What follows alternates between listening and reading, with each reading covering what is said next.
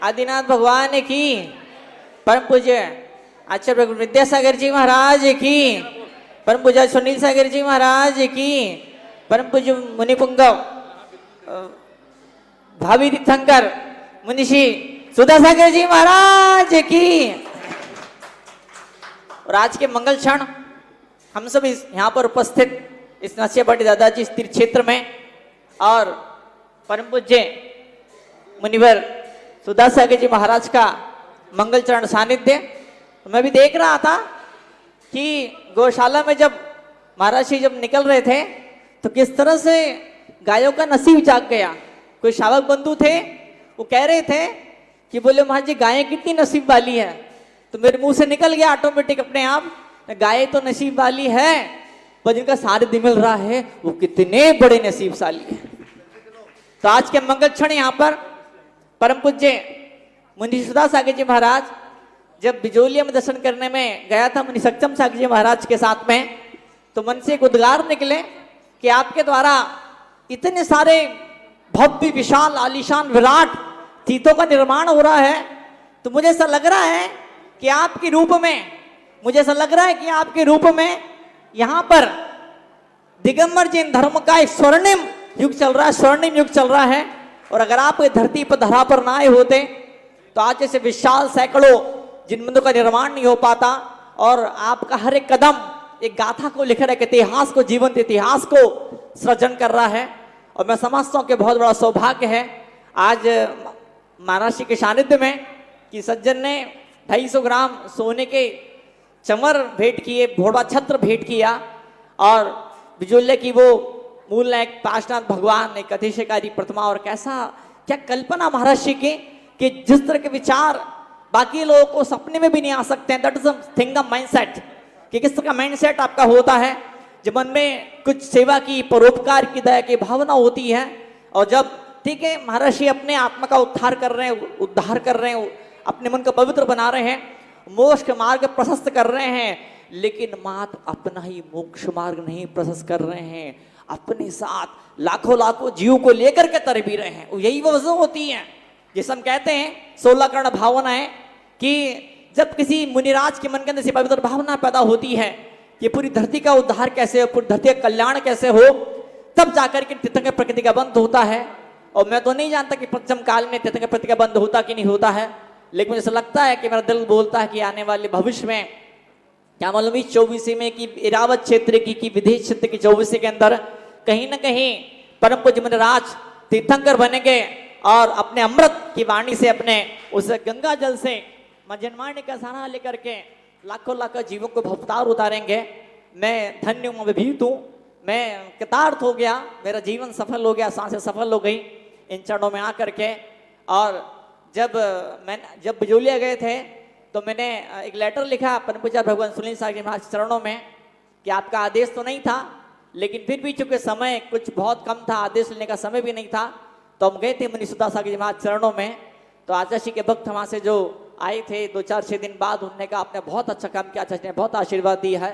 तो निश्चित रूप से महाराज जी खुद तो तर रहे हैं, और लेकिन जो उनके चरणों सानिध्य में आता है, जो उनके इशारे को स्वीकार धारण अंगीकार कर लिया करता है, उसका जीवन तर जाया करता है।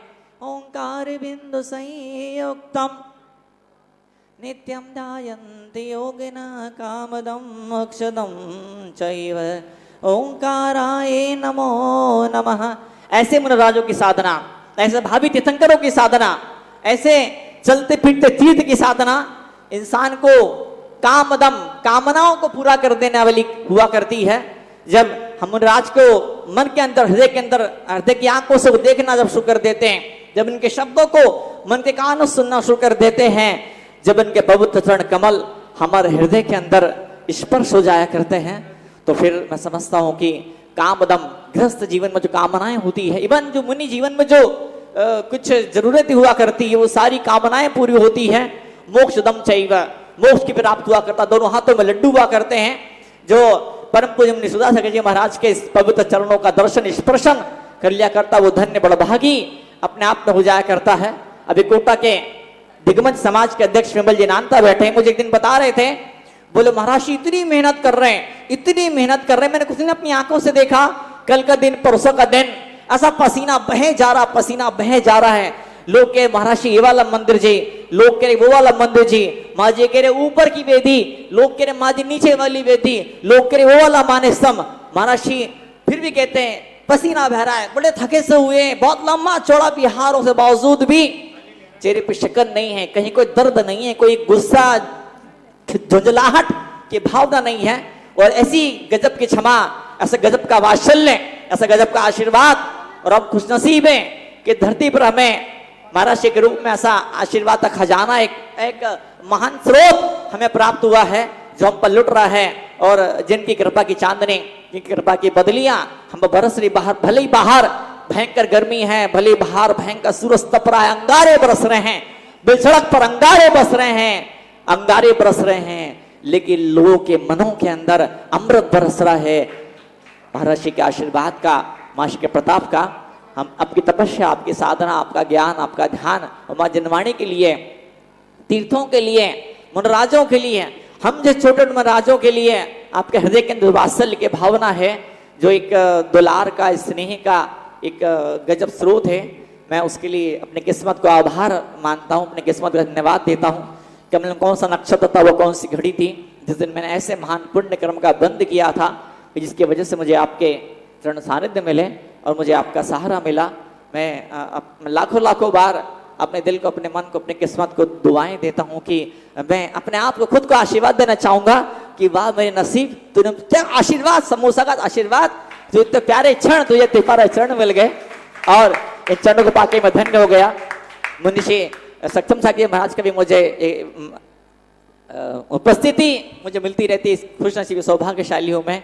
और इस तीर्थ के अध्यक्ष हुकुम काका को, उनकी पूरी टीम को मैं जी भर का आशीर्वाद देना चाहूंगा कि आपने महाराज जी तो इशारा किया करते हैं, महाराज जी मात्र बोल दिया करते हैं, लेकिन महाराज जी के इशारों को जो चरितार्थ करता है, जो लोगों को जोड़ लेता है इस कोरोना काल के अंदर, जो भक्त महानुभाव यहाँ बैठे हैं, अलग अलग गांवों शहरों से यहाँ पर इकट्ठे हो रहे, आ रहे, हुजूम का हुजूम, बिरेला करेला, मेला का मेला उमड़ते चले आ रहा है। ऐसा लगता नहीं कोरोना काल है, ऐसा लगता है ये स्वर्ण काल है, स्वर्णिम युग है दिगंबरत्व का। और तीर्थंकर भगवान महावीर स्वामी के चरणों का तो दर्शन हमें ना मिल पाया, उनके आशीर्वाद की बदली हम पे तो न बरस पाई, लेकिन मुझे सुधा सागर जी महाराज के रूप में जो मंगल आशीर्वाद, एक बहुत बड़ा सहारा इस धरती को, दुनिया को जो मिल रहा है, और मैं समझता हूँ कि बहुत बड़ी उपलब्धि, बड़ी सौगात है। मैं तो चरणों का आशीर्वाद लेने आया हूँ कि मुझे चौमासा ही तलवंडी मंदिर जमा करना है। आप आशीर्वाद दीजिए कि चौमासा न सिर्फ तलवंडी का बल्कि चौमासा पूरे कोटा का हो, और जहाँ जहाँ भी आपके चरण पड़े हैं वहाँ वहाँ से मुझे आशीर्वाद की किरणें, वो ऊर्जा, वो रश्मियाँ यहाँ पर मिलती रहे, फैलती रहे। आज महर्षि जब गौशाला की तरफ गए तो मुझे बता रहे थे, बोले यहाँ खाली जगह दिखता था, मैंने बार बार मैंने फीलिंग पैदा होती थी कि यहाँ कुछ होना चाहिए, कुछ होना चाहिए, कुछ होना चाहिए। और मैं रोज सोचता था, महर्षि के उद्गार थे, मैं रोज सोचता था कुछ होना चाहिए, कुछ होना चाहिए। और इतनी शानदार 100 गाय, गिर गाय, इतनी बड़ी विशाल गौशाला, और जब ऐसा तपस्वी, जब ऐसा त्यागी, जब दिल की गहराइयों बैठ करके कोई संकल्प लेता है, कोई सपना देखता है दुनिया के कल्याण के लिए, अपनी ऊर्जा को, अपने थॉट्स को, एनर्जीज को जब बिखेरता है, तो ये धरती तो क्या है, सर के देवताओं को आकर के उस सपने को पूरा करना पड़ता। वो ताकत महर्षि का आशीर्वाद के अंदर है। और मैं समझता हूँ कि अब महर्षि के आशीर्वाद को मिलने का समय भी आपका हो चुका है। बहुत ज्यादा बाधा न बनते हुए वो छोटी सी बात बोल के अपनी बात को खत्म करना चाहूंगा। हम मात्र नमोकार, हम भक्तामर के पहले श्लोक का मात्र 3 बार पाठ करेंगे, एक छोटी सी प्रार्थना करेंगे, फिर रात को विराम दूंगा। और जो सारे ट्रस्टी महानुभाव यहाँ के विभिन्न विभिन्न मंदिरों के, गोपाल जी चांदखेड़ी के कुछ ट्रस्टी महानुभाव आचार्य महर्षि के अनन्य भक्त हैं, मैं सबको खुले दिल से आशीर्वाद देना चाहूंगा। और आइए आप सब लोग जो यहाँ पे आए हैं, आप सब शेर के बच्चे हैं। माँ जनवाणी का दूध हमने पिया है, माँ जनवाणी के अमृत का पान हमने किया है। जिस अमृत का पान कर लेता है वो दहाड़े बिना नहीं रहता है। ये माँ जनवाणी शेर बनाती शेर, वो जो शेर बन जाता है उसे भगवान महावीर के जय बोलने का अधिकार हुआ करता है। हम सब शेर के बच्चे, हम सब भगवान आदिनाथ के वंशज। इस वंश के अंदर, इस परंपरा के अंदर, हमारी आचार परंपरा के अंदर मनराज सुधा सागर जी महाराज बीच विराजमान है। मैं प्रार्थना करूं इस मूल नायक भगवान के चरणों में, मैं प्रार्थना करूं आचार्य विद्यासागर जी महाराज के चरणों में कि जिस तरह से आपने इस तरह से एक महान कोहिनूर को हमारे बीच उपस्थित किया। आने वाले दिनों में आप ये कर कमलों से इन्हें आचार्य पद के संस्कार हो और हम इन्हें आज तो बोले मुनि सुधाकर जी महाराज की जय, कल हम ये बोले परम पूज्य आचार्य श्री सुधासागर जी महाराज की। भक्तामर प्रणत मौलि मणि प्रवाणा मुद्योतकं दलित पापितमोभितानं सम्यक् प्रणम्य जिन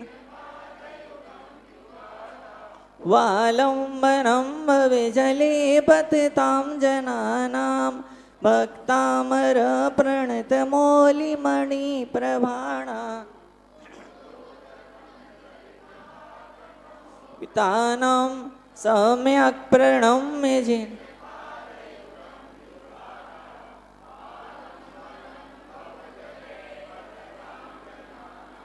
भक्तामर प्रणत मौलि मणि प्रवाणा मोद्योतकं दलित पापितमोभितानं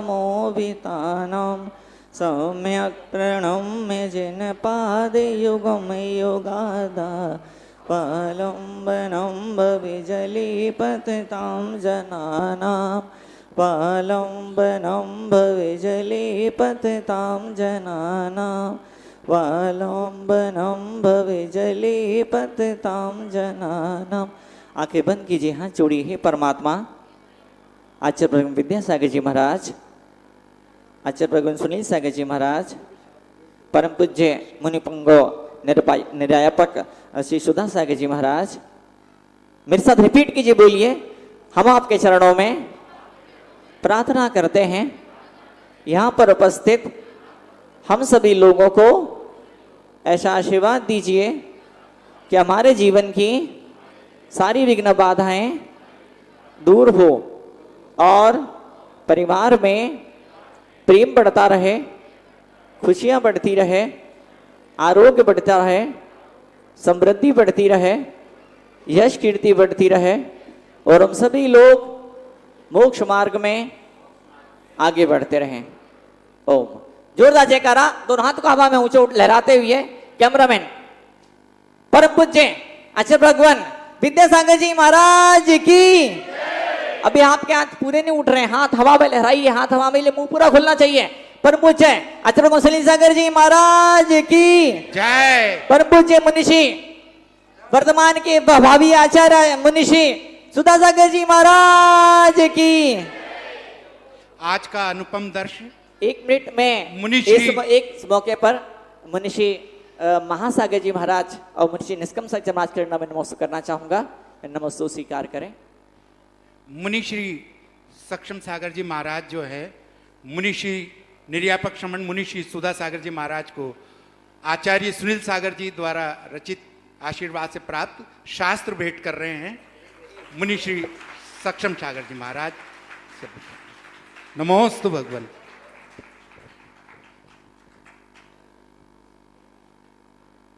जय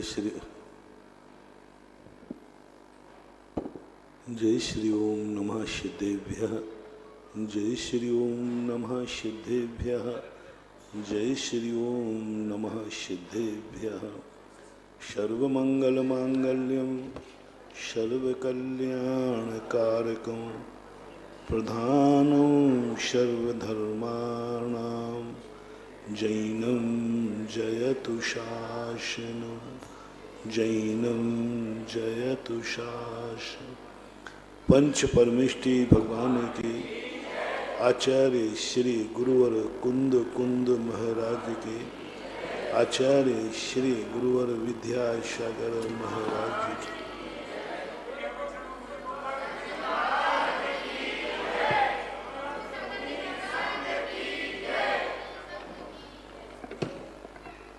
मैंने शास्त्रों में सुना था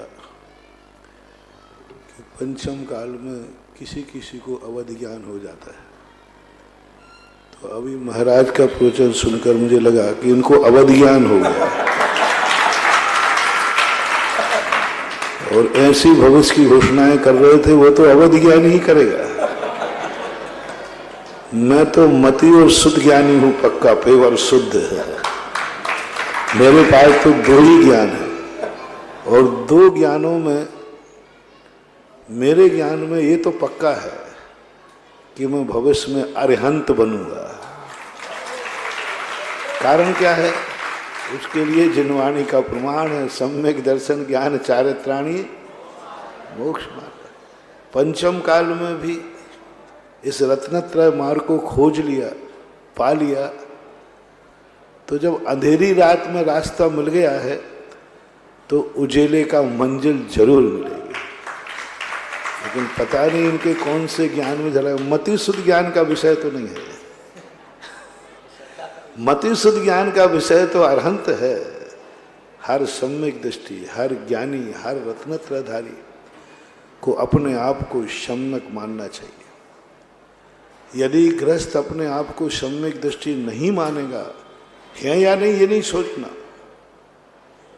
वो तो केवल भगवान जाने।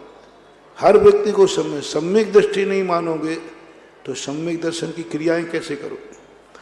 जो व्यक्ति जिस क्लास में पढ़ता है उस क्लास का विद्यार्थी अपने आप को उस क्लास का विद्यार्थी न मानेगा तो फिर वो पढ़ेगा क्यों?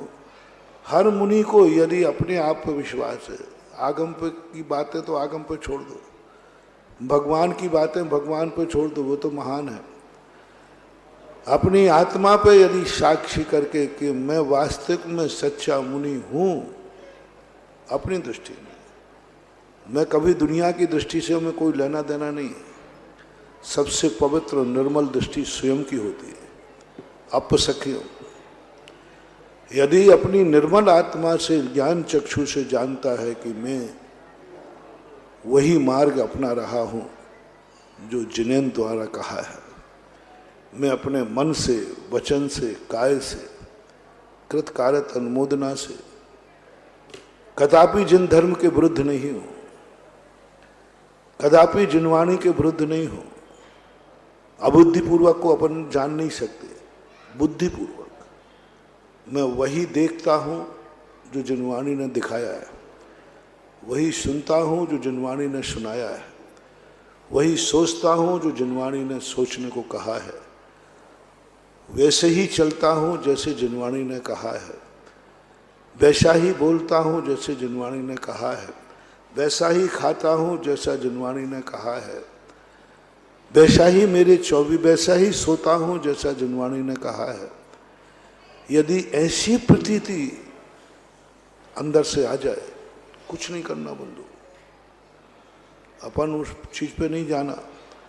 यदि ऐसी प्रतीति आ जाए कि मेरी हर क्रिया में जिनवाणी है, हर क्रिया में जिनेन्द्र देव साक्षी है, और मैं आत्मा की साक्षी पूर्वक कहता हूँ प्रभु मैं वही कर रहा हूँ जो आपकी साक्षी है, जो आपने कहा है। कर रहा हूं या नहीं कर रहा हूं ये प्रमाण पत्र मत लेना, विद्यार्थी बन जाना। विद्यार्थी जब कॉपी में लिखता है तो ये मान के लिखता है कि मैं जो लिख रहा हूं वह सब सही है।